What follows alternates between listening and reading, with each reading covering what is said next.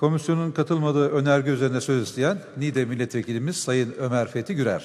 Buyurun Sayın Gürer. Süreniz 5 dakika. Sayın Başkan, değerli milletvekilleri, OHAL döneminde kanun hükmünde kararnameyle düzenlenen bir uygulamada taşeron düzenlemesiydi.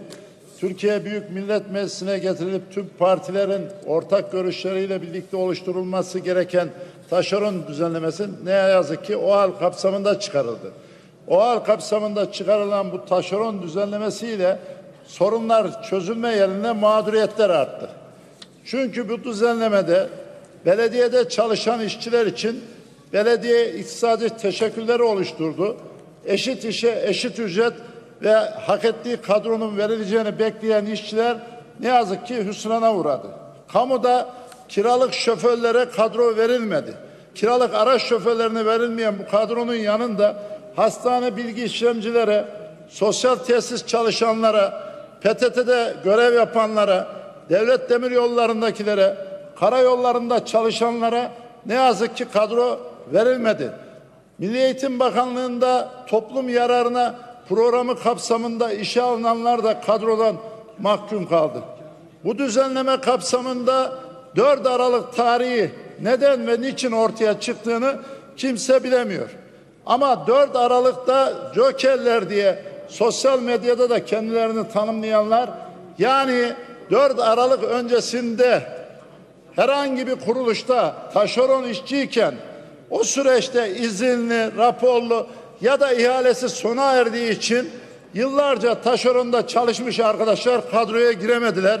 Ama 4 Aralık'a 2 gün kala işe alınanlar kadro aldı.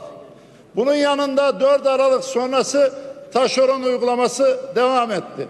Şu anda kitlerde gereken düzenleme hala sağlanmadığı gibi Milli Eğitim Bakanlığı'nda, Ulaştırma Bakanlığı'nda, Orman Bakanlığı'nda, Sağlık Bakanlığı'nda hakkını, talebini karşılanmadığı için mağdur olan işçi kardeşlerimiz var. Bugün mecliste çalışan arkadaşlarımızın da sosyal hakları, özlük durumlarını iyileştirmesiyle ilgili biraz evvel bütçede de ilgili başkan vekilimize söyledim.